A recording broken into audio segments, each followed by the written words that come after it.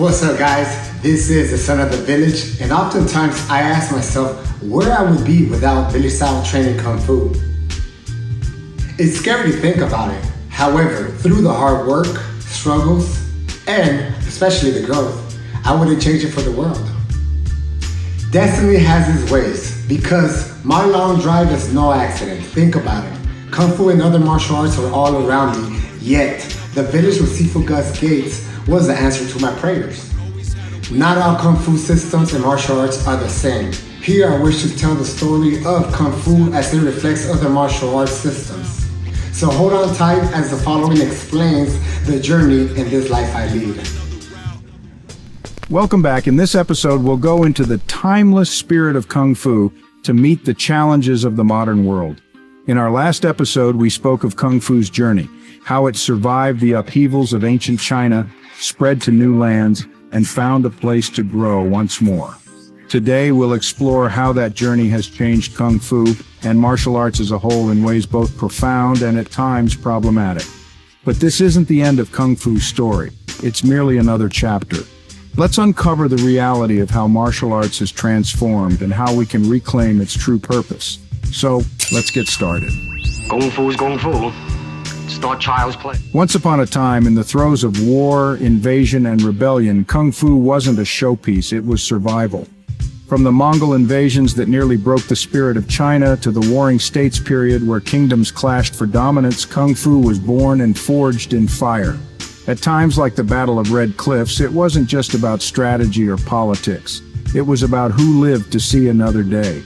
The very techniques that are now taught in schools were once the difference between life and death on the battlefield. But as the tides of history shifted, so too did Kung Fu.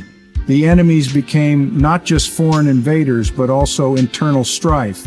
The Cultural Revolution, for instance, sought to sweep away the old world to make way for the new. The traditions of Kung Fu and other martial arts became relics in the eyes of a new China, forcing them underground or abroad. And then Kung Fu arrived in the West, a world of modern struggles, competition, and commerce. Kung Fu no longer needed to survive on the battlefield, but it needed to survive nonetheless in a place where its original purpose was often lost in translation. When Kung Fu and other martial arts reached the West, something curious happened. They split and fractured into categories, each focused on a different aspect of the art. One of those categories is sport and competition. Martial arts became entertainment, something to be won and lost under the scrutiny of referees and cameras. UFC, MMA, and tournament circuits brought out a combative, competitive spirit. Kung Fu, though never designed for sport, adapted. Techniques were tailored for point scoring, and the essence of the art was filtered through the rules of modern-day combat. The other is health. Practices like Tai Chi and Qigong found their place as health practices, focusing on longevity, balance, and inner peace. Yet for many, these practices lost the vital connection to Kung Fu's original purpose, combat readiness. While undeniably beneficial for the mind and body, they became known more for their calming effects than their martial origins. The third is performance. Wushu and other performance arts took center stage, dazzling crowds with acrobatic prowess and choreographed sequences. It became a spectacle, a celebration of the art's beauty. But in the spotlight, the rawness, the survival instinct faded away. Performance became a show, divorced from the brutal reality Kung Fu once embodied. The last of these categories is survival training, hand-to-hand combat. Very few realize that there's the lost art of self-defense, the very foundation upon which Kung Fu was built. In many modern schools, the hand-to-hand pressurized system of survival training has taken a back seat to other pursuits. Some schools preserve it, but many have replaced it with promises of quick belts or a feel-good environment where survival is no longer the focus. This transformation of Kung Fu and martial arts in general is a global phenomenon. It's not just the West, but the entire world that's seen this evolution. And while these branches all have value, they've often lost touch with the brutal, real-world origins of the martial arts. There are countless stories of individuals facing real-world violence, only to find that the art they've practiced for years wasn't there to help them survive. Why? Because survival training, the heartbeat of martial arts, has often been diluted.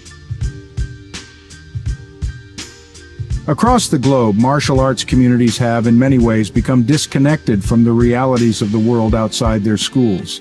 The focus on sport, health, or performance has created an illusion, one that muscles alone or choreographed forms are enough to defend against a real threat. Many believe that time spent in the gym building strength is the key to self-defense. But when faced with a real violent confrontation, where adrenaline pumps and the stakes are high, strength alone often crumbles without the pressure-tested techniques to back it up. This is where hand-to-hand combat, true survival training, stands apart. It's not just about technique or strength, it's about mental fortitude and handling stress in confrontations. Whether it's at home, in school, or at work, learning to handle conflict without fear is what breeds true confidence. It's not something that's spoken about. It's something that's displayed, ingrained through practice. Kung Fu and martial arts as a whole were always about confronting the self, facing your own weaknesses and fears in the mirror, and emerging stronger, more capable. But in many parts of the world today, martial arts has lost that trust. The focus on competition and aesthetics has led many to doubt whether it can still serve its most vital purpose, protecting life. Kung Fu, like many ancient practices, has found a new home in the West, but often he is misunderstood. Competition fighting has brought out a different side of martial arts, one that's focused on winning points or accolades rather than survival. However, there is hope. Across the world, martial artists are beginning to wake up to the truth that their arts, like Kung Fu, were never about the gold medals or the trophies. They were about resilience, survival, and inner mastery. Kung Fu's story isn't over. As the guardians of this legacy, we have an obligation to our ancestors and to future generations to keep it real. Martial arts needs a community, one where practitioners come together to face the truth of what the art was always meant to be.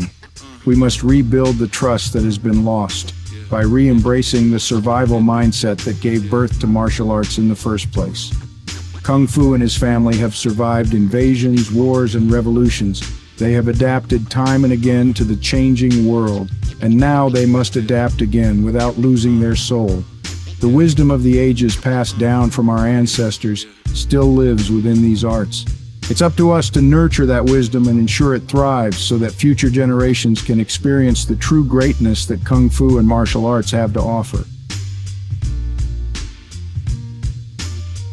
So there you go. We live in interesting times.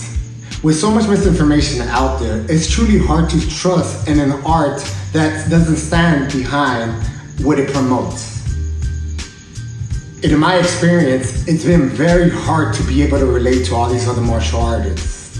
I've come across many, but at the end of the day, we hold on to something so unique that has been lost throughout the ages in many other martial artists.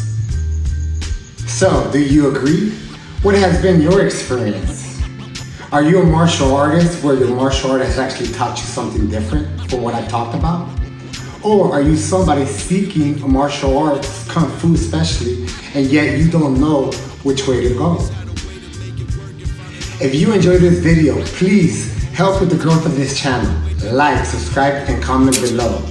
In the next episode, we'll continue with this tale of this life I lead. So until next time, the SOV, I'm out.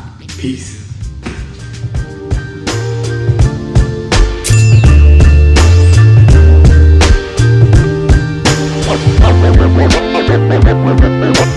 Always had a way to make it work and find another route. Always had a way to make it work and find another route. Always had a way to make it work and find another route. Always had a way to make it work and find another route.